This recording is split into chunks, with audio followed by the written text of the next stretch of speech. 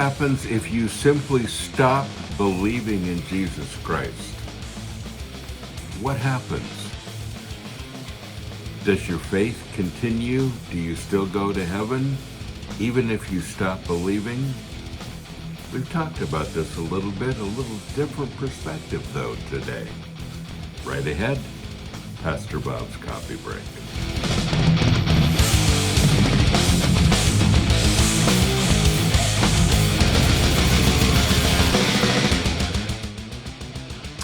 Don't stop thinking about tomorrow.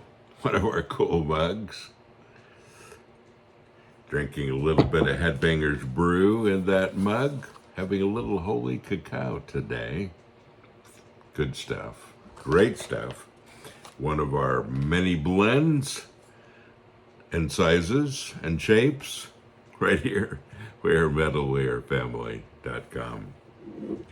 Dear Pastor Bob, the Bible in many places describes those who believe in Jesus will inherit eternal life. However, some say that we have to keep on believing time after time and day after day to keep on our journey to heaven. And if we miss a day, then our salvation is lost because we stopped believing. These people argue that we can't just believe on Christ just one time and it's a done deal. My question is this: does God's grace cover our times of unbelief? We all seem to go through those times, and yes, we do, don't we?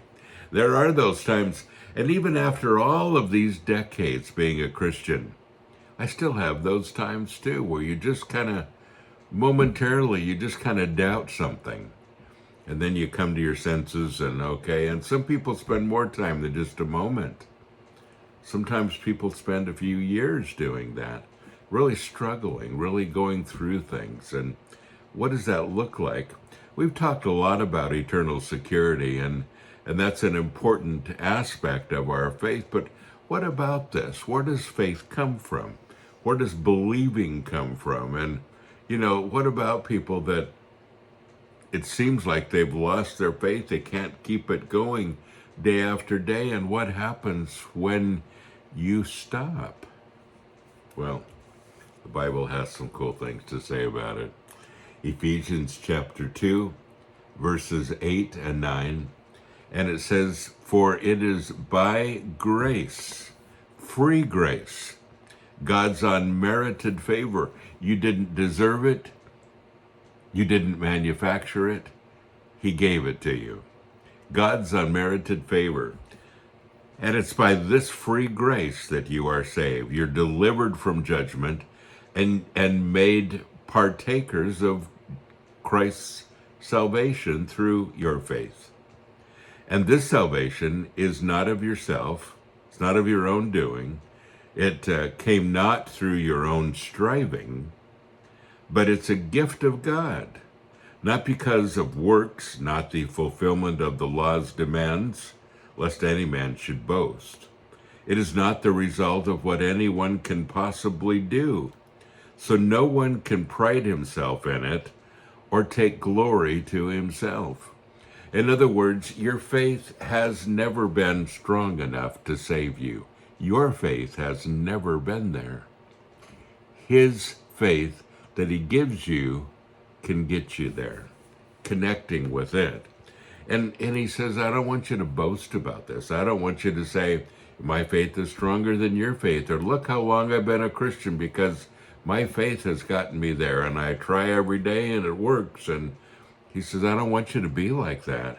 I want you to know that my faith is sufficient. The faith I'm giving you to believe in me with is sufficient. It's called grace. It's unmerited favor.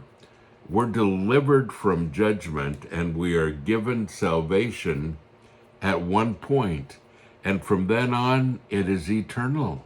And God says from now on, even when you struggle, and you will, it's what I give to you that makes a difference.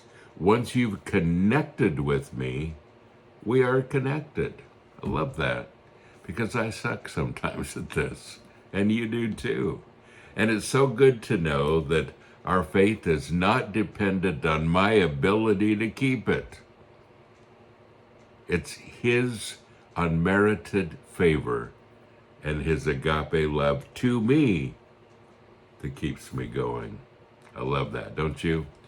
And that's a strong, strong foundation to live every day with. Folks, don't forget, you are blessed. So go and be a blessing.